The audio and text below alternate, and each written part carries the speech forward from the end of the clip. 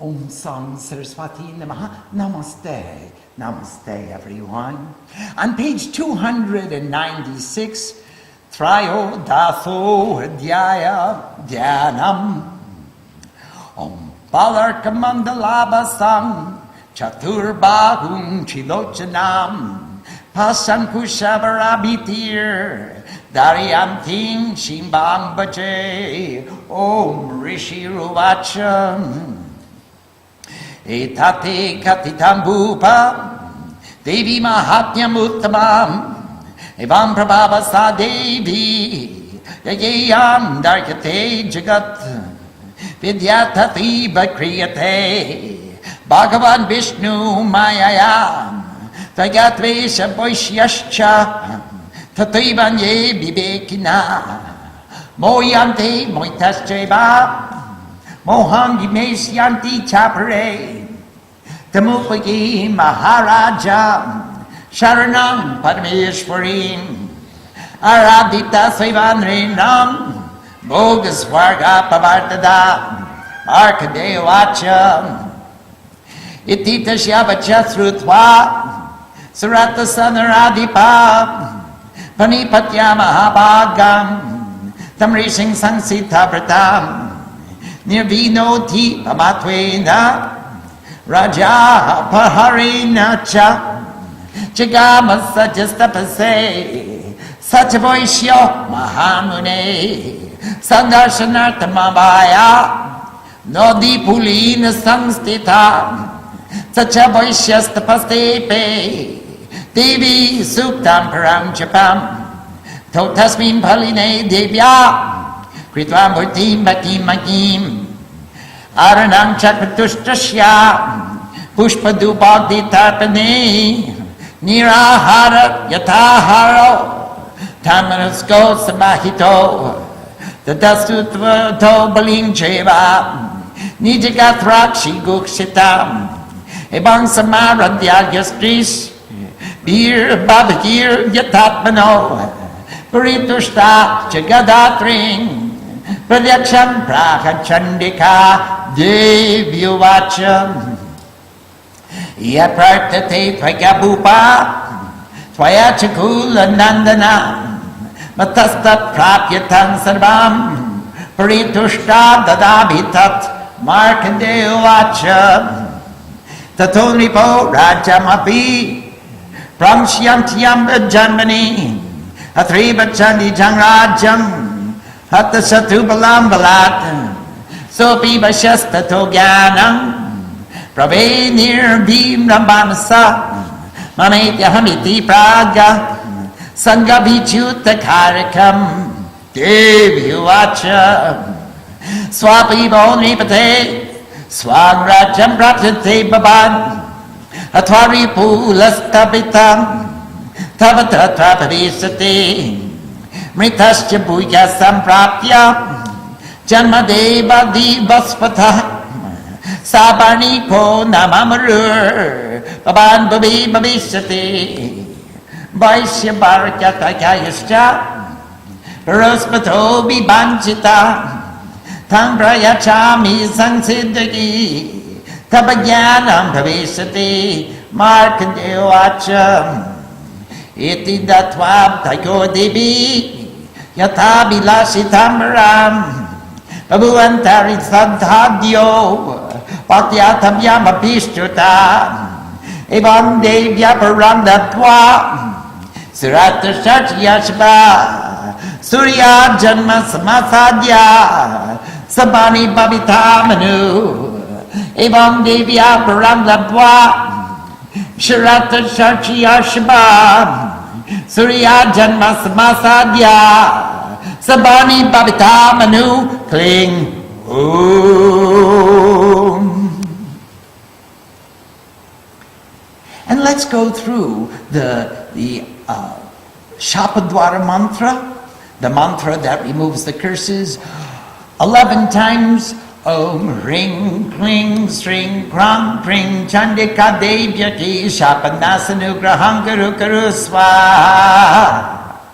And the Utilana mantra, Sring Kling Ring Sapta Sati Chandike Ukiladang Kuru Kuru Swaha. The Mrita Sanjeevani mantra, Om Ring Ring Bong Bong Oing Ning Mrita Sanjeevani Vidya Vidya Mitamu Tapakyo Tapakyas Ring Ring Ring Bong Swaha. And the Shapa Vimochana mantra, Om Sring Sring Kling Hum Om Oing Chobaya Mohaya Ukilaya Ukilaya Ukilaya Tam Tam. And let's go back to the beginning of chapter 13. It's on page 296, and we'll begin with the meditation. I meditate upon that goddess who wears beauty comparable to the regions of the sun at sunrise, who has 4 hands and 3 eyes, and who holds in her hands the net, the curved sword, and the mudras granting boons and fearlessness. She is Shiva, the energy of infinite goodness. And this is very important for always us. We have to distinguish between Shiva and Shiva, because Shiva is the feminine and Shiva is the masculine. He is the consciousness of infinite goodness, and she is the energy of the consciousness of infinite goodness. And now we enter into an area of gray when we say Om Namo Shivaya, because we are still praising the masculine form in the dative case. Excuse me. I'm not supposed to talk like that. But there are 8 case endings in Sanskrit, and we're not supposed to talk like... You know, when I started learning Sanskrit, I realized how little English I had actually learned. And the 8 case endings are the nominative, which is the subject of the sentence, the accusative, which is the object of the sentence, the dative, which is the preposition to, and the ablative, which is the preposition from. The genitive, which is possessive case. The locative, which means near, on, in, within. And the vocative case, which means, hey, I'm calling you. And so Shivaya is masculine dative case, so that we are calling to Shiva, we are bowing to Shiva. Shivaya Namaha, Om Namah Shivaya. It's still the boy form. And the girl form is Shiva or Shivyoyi. I didn't want to get that technical for this purpose, but she is Shiva, the energy of Shiva. And he is the consciousness of infinite goodness. She is the energy of infinite goodness. Om, the Rishi said, thus, O king, remember the Rishi is telling the story to the king and the businessman. So we go back to chapter 1 where the king is asking the question, hey, how do we make the mind sit still? And the Rishi says to the king, hey, the mind is roaming because it's filled with energy, which is energized by the energy of infinite goodness. And when you let the energy flow of its own accord, the ego takes over and makes the mind roam from place to place. If you concentrate attentively with devotion in prayer, then your mind will be fixed in one place. It'll stop roaming, and she will withdraw the energy from the asuras, and she will give that energy to the devas, and she'll let the gods go back home to heaven, and then you get to control your mind again. So he says, thus, O king, I have narrated the excellent glory of the goddess. That's his whole book. It's called the Devi Mahatmyam, the glory of the goddess. I've narrated the tale of Chandi. I told you all the stories that I know of. I know there are more. In fact, each one of us has a whole story of our own to tell. But it's too many to put in the book. And I don't know that much Sanskrit. So therefore, I've narrated this tale of the glory of the goddess. Such power has this goddess that she sustains the world. The world, she creates it, she sustains it, she preserves, she transforms it. Knowledge is conferred by her, the perceivable form of the consciousness that pervades all. She sustains the world and she gives us knowledge. And she is the perceivable form of Vishnu, infinite consciousness, the consciousness that pervades all. And by her, you and this businessman and others of discrimination, even though you got discrimination, it's not done. You are being deluded, you have been deluded, and you will be deluded. And all delusion comes from her. She is Mahamaya, the measurement of the infinite consciousness. Sometimes she assumes the form of Maya, the illusion which obscures the consciousness. And sometimes she assumes the form of Mother, who gives boons to her devotees. And sometimes she becomes the great limitation of consciousness, infinite consciousness, the embodiment of consciousness everywhere. And she takes away the delusion. O great King, take refuge in her, the supreme sovereign. There is no other way. Ornai, Re. There is no other way. You just take refuge in her. And if you take refuge in her, she takes away all worry, all confusion, all obstacles. Sarvashyarti Hari Devi. She is the goddess who takes away all obstacles, all worry, all other contemplations. And just think about her. And it'll be a lot of fun. She is the supreme sovereign. When she is pleased, she bestows upon mankind enjoyment, heaven, and liberation. And enjoyment here doesn't mean partying. It means the enjoyment of the fruits of all your karma. You will enjoy the fruits of all your karma whether you like it or not. So now if she bestows upon us bhukti and mukti, we will enjoy the fruits of all of our karma because we are with her. If we are focused on her, when those arrows of prarabdha karma land, there's no one home to respond to it. It ceases to be a hindrance in our path. It ceases to be an obstacle which we wish to avoid. We're with Mom. What do I care what arrows land? I only care what arrows land when I have to stand up and get up from the asana and go deal with them.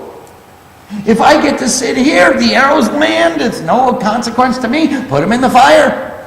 I need some more firewood anyway. Put them in the fire.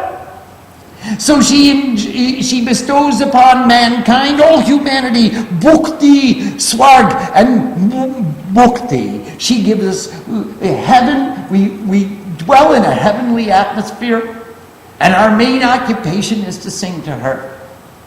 And we are liberated because we're paying off all our debts of karma. We have paid off our debt to the ancestors. We paid off our debts to the devas. We paid off our debts to the gurus. We are free from debt. I mean, look, we made a contribution to this world to make it a better place because of our having been here. The debt to the devas is discharged. We paid off our debt to the ancestors because we're living with Dharma and respecting the older people the way we will want to be respected when we're old. And we teach the younger people the way we want this creation to become. We pay off our debts to the gurus because, look at, we're living with the wisdom that they taught us. And that is free from debt. And that's called liberation, otherwise known as self-realization. So, when she's pleased, she gives us the enjoyment of the fruits of our karmas. We look at all those foolish things in the past and laugh. She gives us heaven because we have this divinely illuminated attitude towards life in the present. And she gives us liberation because she frees us from debt.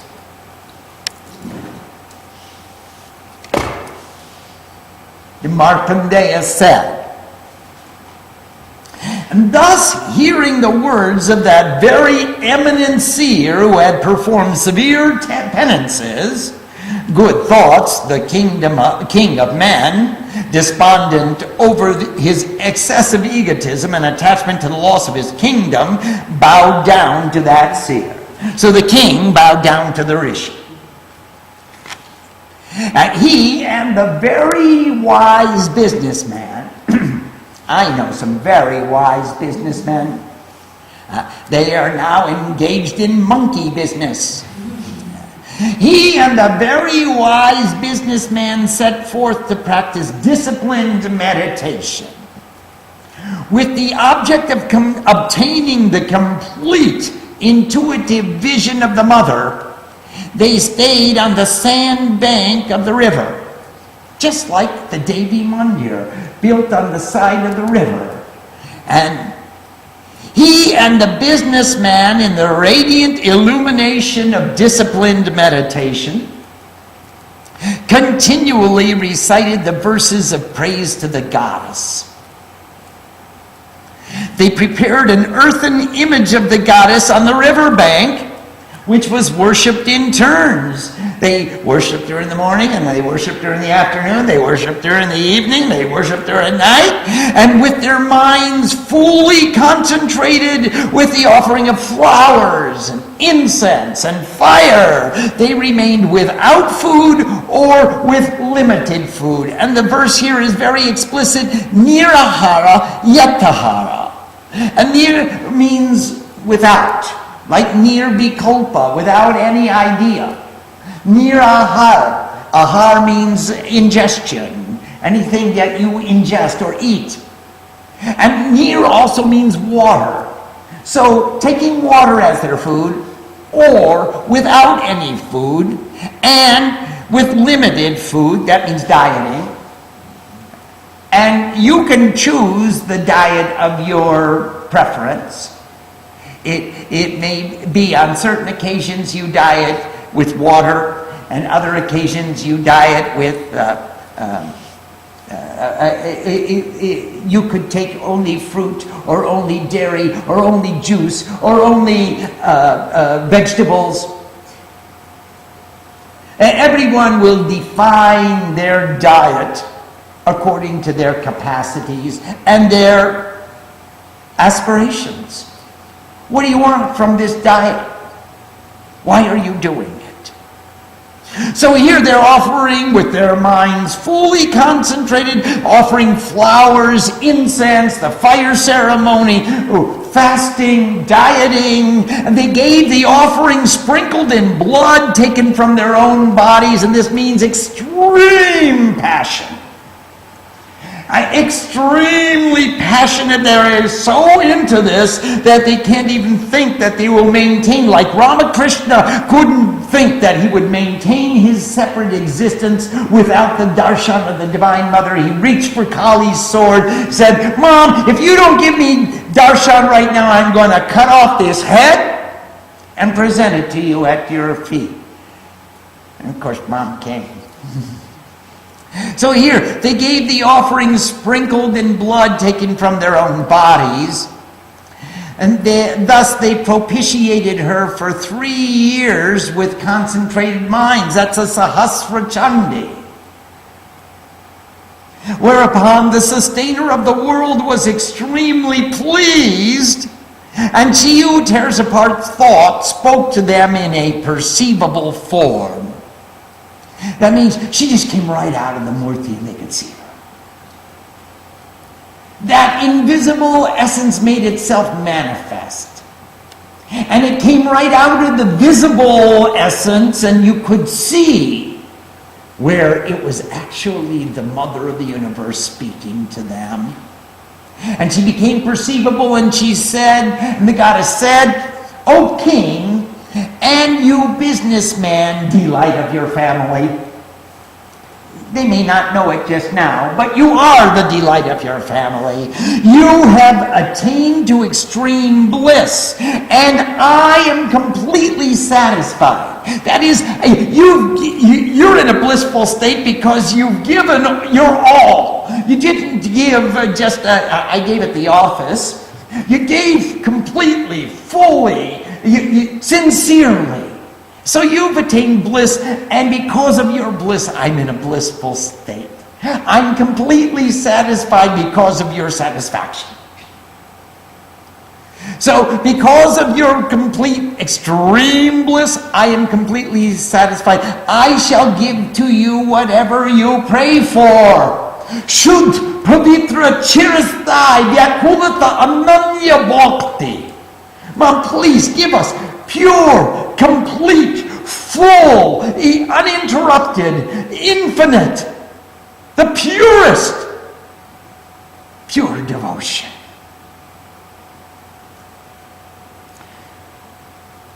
Give us that sincerity so that we pray to you with fully concentrated attention, with fully concentrated mind, so that we can't think of anything else. When you come to see us, I want to have the desire for which I'm performing this tapasya on the tip of my tongue. I'm not going to say, "Well, Mom, thanks for coming.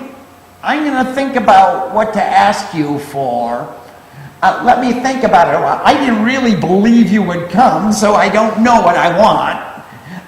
I want to have that answer right on the tip of my tongue by the time I get to chapter 13. And if it's the same thing every day, then just get more of it until you become full of it. And that's the object, to become so full of it. And believe me, a lot of people tell me that I'm full of it. Not necessarily the quantities or of the qualities that I'm seeking, but they say I'm full of it anyway.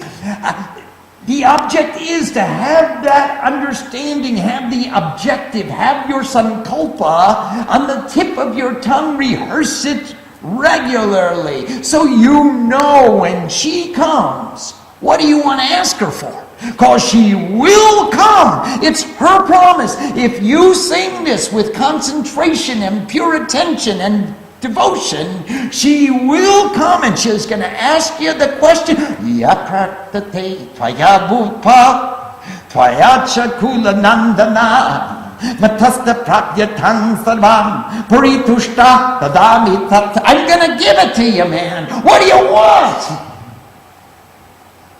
And I'll tell you one thing, if you ask for anything else other than devotion, you're going to have to come back and ask her again. Because anything else is not going to give us sustained satisfaction. Now, I don't want to put words in any of your mouths. This is your tapasya, it's your Chandi Path. It's your sadhana, and it's your mother. You can ask her for whatever you want. But if you ask her for anything other than devotion, I want to win the lottery. See how long that lasts. I want to fall in love with I want a good husband. No such thing. Asambhav. Take any worldly desire that you could ask for her, and I guarantee that you will come back and sing the Chandi Path again and ask her for something else. And that's okay. It's not wrong. It's not bad. But just think how long it took us to get to page 299 so we could ask her the question. So, yes, choose wisely. It's your choice. Choose wisely what you want to ask from the goddess, and ask her. Sincerely ask her. Don't hesitate to ask. Don't even take a breath. It's part of the same shloka. What you want. Because if you say to her, Mom, I haven't really gotten that far, she's going to say, well, come back and sing it again. And when you know what you want, let me know. Come back and do it again. So please, know what you want. And have it on the tip of your tongue when she asks us, I shall give to you whatever you pray for. What are you going to pray for? And Markandeya said, now remember, Markandeya was narrating this story to his disciple about how the king got the narration from the Rishi, about how the gods got the boon from the goddess, and she put too much and too little into balance.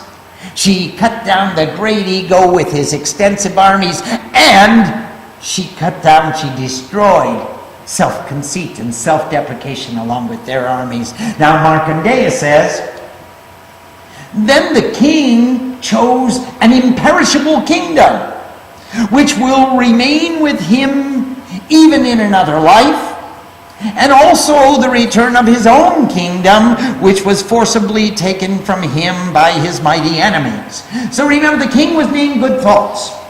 And he was the king of the kingdom of good thoughts. I want good thoughts forever.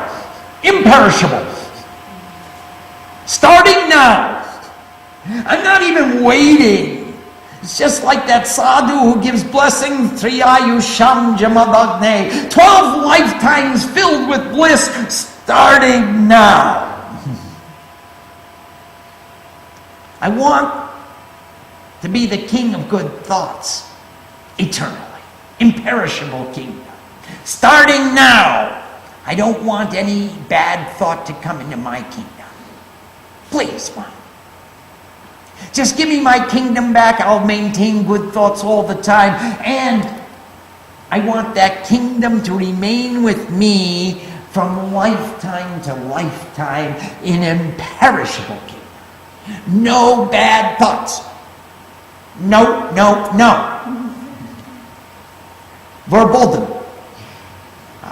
Nished. Prohibited. There's a sign outside the gates to this kingdom. No bad thoughts allowed. And then the wise businessman, whose mind was filled with indifference to worldly objects, asked for the wisdom that removes the attachments of egotism and possession. He asked for that wisdom, Jnana Vairagya Siddhartham, for the attainment of perfection in wisdom and renunciation. I want the wisdom that removes the attachments of egotism and possession, and that wisdom is called Bhav Bhakti, the attitude of devotion. Bhava. Bhava Bhakti, the attitude of devotion, is the wisdom. Whenever we are confronted by any extraneous circumstance, if we confront that circumstance with the attitude of devotion, that is wisdom. That is the exercise of the greatest wisdom. And that's what he asked. The wisdom that removes the attachments to my ego and mine. I and mine. We did an exercise on I and mind. And the mind contains all of the mine. All that attachment is manufactured by the mind. It's the prakriti, the nature, which manufactures attachments or feelings of attachment, definitions of attachment for I, which is the consciousness which perceives. And the goddess said, Tathastu. O king, within a few days your kingdom will be returned to you. And remember, the first question was, with which the Chandis began in chapter 1. It was, hey, how did Savarni become the king? How did he become the Manu? It's the first, in chapter 1, verse 1, it says, Om Eng Markandeya said. And the second verse, which is actually the first full verse after the Uvacha, he said, he who belongs to all colors, tribes, and castes, Savarni, the son of the light of wisdom, is known as the eighth manifestation of the wisdom. I describe his origins at length. Listen. Now, O king, within a few days your kingdom will be returned to you. Having slain your enemies, you will remain there firm and unshaken. After your death, you shall take birth from the God of universal light. The manifestation of wisdom, he who belongs to all colors, tribes, and castes, will be the name by which you will be known on earth. So the answer to the question which was asked even before the Chandi began, say, how did Savarni become the Manu? He became the manifestation of wisdom for this period of time. He who belongs to all. Every color, every caste, every creed, every tribe, every religion, he just belongs to everybody. He's at home wherever he goes. He's Savarni. And he is the predominant attitude of the positive mind of this yuga, of this kalpa, of this manvanta, of this 100 revolutions of sattva, raja, tamagun. Treta, Dwapar, and Kali. 100 revolutions of these 4 yugas. Savarni remains the predominant attitude of the positive mind of this Manvanta. How did he become this Savarni? He got the boon. He was the king.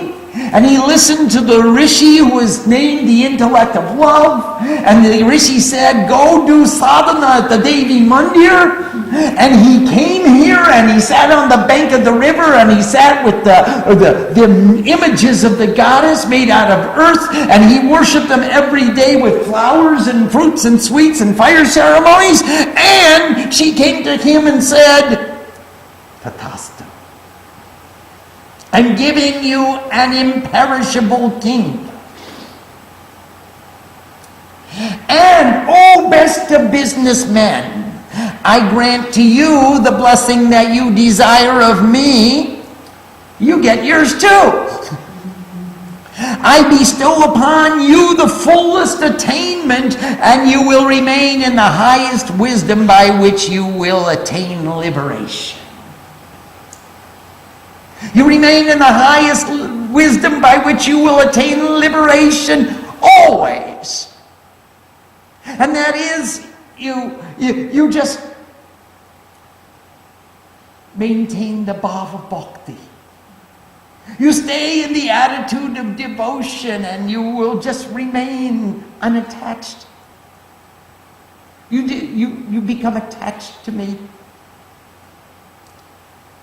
And remember, in the Devi Bhagavatam, there are 2,500 verses in the 5th mandala, which are the commentary on the 700 verses of the Chandi, which comes from Markandeya Purana. And in this commentary, it says that after he received the boon, the businessman, Samadhi, wherever he went, he established the image of the Divine Mother. Like you. And he sang the Chandi Path and taught the worship, and he taught the fire ceremony, and he inspired people to live with the goddess and to pray to her regularly and to live without attachment and subdue their egos and put too much and too little in balance and devote their lives to God. That's what it says.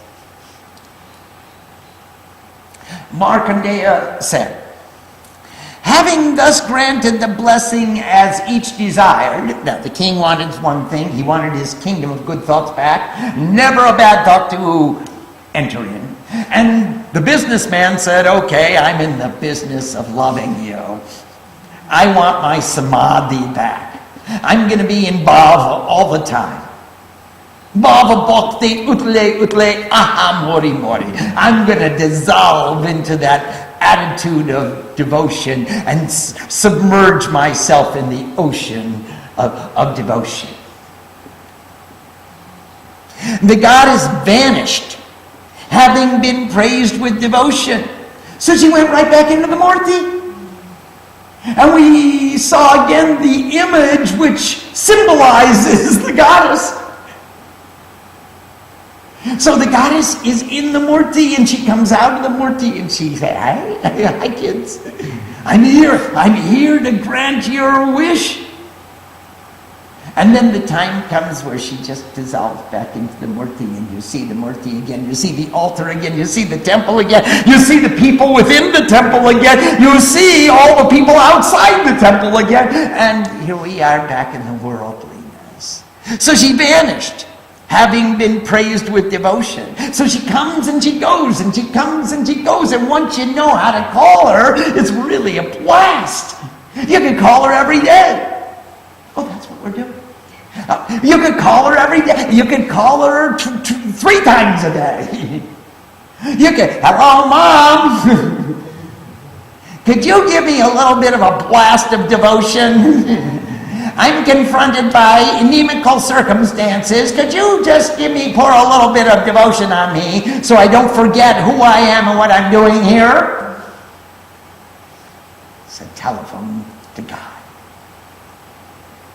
Having obtained the blessing from the goddess, good thoughts, the best of warriors, will take his birth from the light of wisdom and will become the manifestation of wisdom, he who belongs to all colors, tribes, and castes.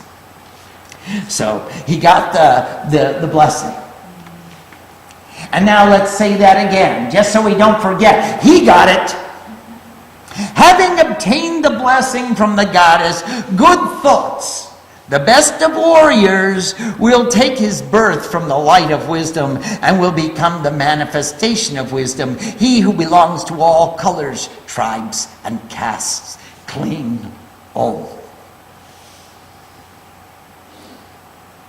Now remember, we preceded the 700 verses of the Chandi by opening up the doors and removing the curses and making everything ready so that we can enter into the secret of the goddess. And now we've come out from the 700 verses. Let's close those doors and put those curses back into effect so that no unauthorized personnel can enter in. Om the Shapadwara is the mantra that removes the curses. Om, all existence, transformation, increase, the cause of dissolution in the gross body, the cause of dissolution in the causal body, to the goddess, she who tears apart the thoughts. Take away the curse, take away the curse. I am one with God. And the mantra that opens the pin, remember the door to the secret of the goddess is closed and it's got that deadbolt lock, that ukilan The kili, we call it, is a nail. Like you stick a nail in the door and it's nailed shut. It's a deadbolt lock and you got to open it up. Om, increase, transformation, all existence. The 700 verses of the Chandi. Remove the pin, remove the pin. I am one with God. And now, the mantra that bestows life from death. We have all been suffering incessantly under this spiritual death. We've de-recognized our own spiritual selves. We're only thinking about our material selves and my place in this material world. All existence, vibrations, wisdom. Oh, knowledge that bestows life from death, raise from death, transformation, all existence, vibrations. I am one with God.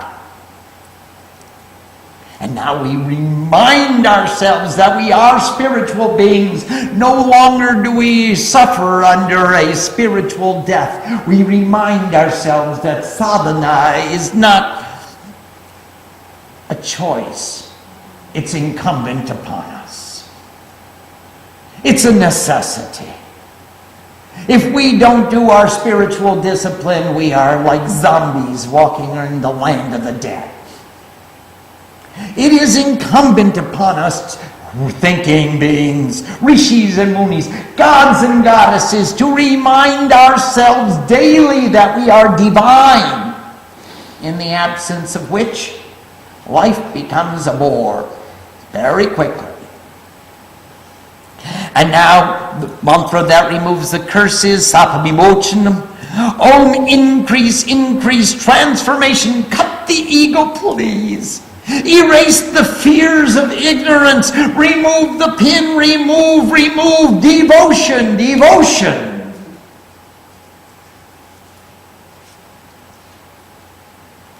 Let's see if there are any questions in chapter 13. Yes, please. Swamiji, I have a question about concentration during the Chandi Path. Yes. It appears that a clue to why we do not concentrate is what we do the rest of the time. Would that be correct? Much of it is. Yes, that's true. As we desire her more and more, we want to work for others less and less. That is, we want to work for her more and more. And so, working for her more and more, we want to work for her children, but not work for ourselves. We want to start removing the selfish considerations from the rest of our behavior. And that will assist us to pay attention. Because oftentimes we sit down and read the Chandi Path and we're thinking about all the stuff that went on in my interaction with all the people that I related to during the course of my administration of my life. Now, let's relate to her. Ask her again and again, Mom, please, you pay attention to me, I know. Let me pay attention to you. Let me be sincere. Yes, please. Swamiji, question from Usha from Canada. Namaste, Usha. Namaste, Neil. Namaste, Swamiji. Is grace or kripa always to do and to get? Or is there also unmerited grace? I'm thinking of the Kalpataru tree and Thakur's blessing. All sorts of people were there receiving. Usha, everyone had prepared their karma in previous incarnations if they didn't prepare it immediately. So yes, it is always do and get. It took us very special individuals to be underneath that tree while Thakur was in his Kalpataru state. It takes very special karma to allow us the privilege of even witnessing such a state of ecstasy. So all of us are earning our karma by what we are doing today. We are sowing the seeds for the fruits that we will harvest tomorrow. By what we are receiving today, this is all part of the karma we have at some time, whether in this lifetime or previously. We have cultivated the Dharma to a sufficient extent that we're privileged to share this association right now. This is all kripa, do and get. Another question from Usha. There are 2 verses for removing curses and 2 for removing pins. Are they 2 different pins or granthis? There is the Kilika Stav is a whole series of verses for removing the pin. That whole pin, that whole verse, the whole set of verses. There are 14 verses that in the Kilika Stav, and they are all used to remove the pin. And also the Brahma, the Boshishta, Brahmadi Shapa Vimochanam. That is a whole series of verses which removes the curse, in addition to which there are 2 other curses. This has been cursed a lot. It's just too powerful. You have to have the right intention. You have to have the right reason. You have to have the right understanding for performing this sadhana. Otherwise, you will go deeper into attachment. If we think that by our excellent pronunciation of Sanskrit, we're going to change someone else's karma, this is a wrong understanding. If we sell blessings of the goddess, this is a wrong understanding. If we make this into a livelihood, this is a wrong understanding. We have to make it the substance of our lives. It's not a livelihood. So that's why there are several various forms of untying the knots of ignorance and removing the curses so we don't abuse our tool. Swamiji, a question from Ambika from New Jersey. Namaste, Ambika Ma. So, can you please speak more about our debt to the Guru? How do we create this debt? Is it specific to the Guru, or is it debt that we accumulated in our life by not acting wisely? It is a debt that we accumulated during our many, many lives by not acting completely with wisdom. And now we discharge that debt by acting in accordance with the wisdom of the Gurus. What are they teaching us? What are they instructing us? How are they guiding us? Is it a real, sincere guidance that takes me closer to God? I must follow it. I must employ and implement this teaching into my life. I need to become more tantric and weave a little bit more of their teaching into the fabric of my life. And in this way, we discharge the debt. Certainly, the guidance is specific in the relationship between the Guru and the disciple. So when you see Srima, you see a way of being, a poise, a purity, a clarity, a servicefulness, a compassionate, loving, generous, giving being, whose always, her first duty every day is to worship. Her last duty every night is to worship. Do you get the hint? You take the teaching of the Guru and employ it into your life and weave it into what you're doing now and make yourself a little bit better. And that's how we discharge the debts to the Guru. Ambika is wondering, she's saying, this may seem like a silly question. There are no silly questions. But she wants to know, what exactly does it mean when you say that she will come to us? Literally? Figuratively? Literally. Literally. energy pops out of the Murti like a hologram and stands in front of the Murti. And she speaks to us and converses with us and gives us energy. She comes so close, sometimes she comes and she just touches us. And it's a physical sensation. You can physically see her and you can physically feel her. And you'll be consumed by her energy. Yeah, it's not a figurative, it's not symbolic, it's not imaginative. It is a literal darshan. The complete intuitive vision when she comes. When she comes. Swamiji, question from Nanda from Sanskrit. Namaste, Nandama. Pranam Ma and Swamiji, can you please describe how the king and businessmen would have lived during the 3 years of their sadhana? And also, did the idea for Sahasra Chandi Yajna originate from this verse? Thank you.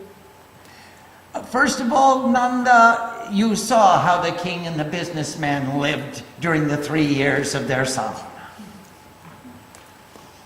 You saw it. There's just no doubt. So there's no need for description. Now, I'm sorry, the second question? Did the idea for the Sahasra Chandi... The Sahasra Chandi does come from this verse of the Chandi. They propitiated her for 3 years and got their boons. She was pleased. Sahasra Chandi is a little bit more, it's 3 years with a little bit of bakshish on the end. So there's a little bit extra. Yes, the Sahasra Chandi tradition emanates from chapter 13 where she grants the boons. Swamiji, she's asking if you can please describe what sadhana the king and businessmen actually did. In verse 10 it mentions the Devi Suktam Param Japam. So did they chant the Suktam all day long? Thank you. Devi Shuktam, this entire Chandi Path is a Devi Shuktam. It is a story of the goddess. It is the song of the goddess. So they chanted, they got up in the morning and did the Samasti Upasana, they did the cosmic puja. And then they chanted the Chandi. And then they studied the Devi Gita, because that is the story of the philosophy of the worship.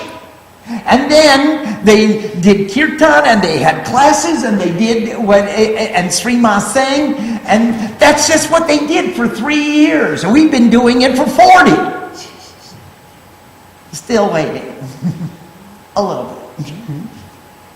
So yes, that's exactly what they did. Exactly the example. They worshipped her with flowers and incense, and when we get to the Voikritik Rahasya, we will see the emanation of the cosmic altar, the Samasti Upasana, and it gives us the Padoti, and it tells us how to worship.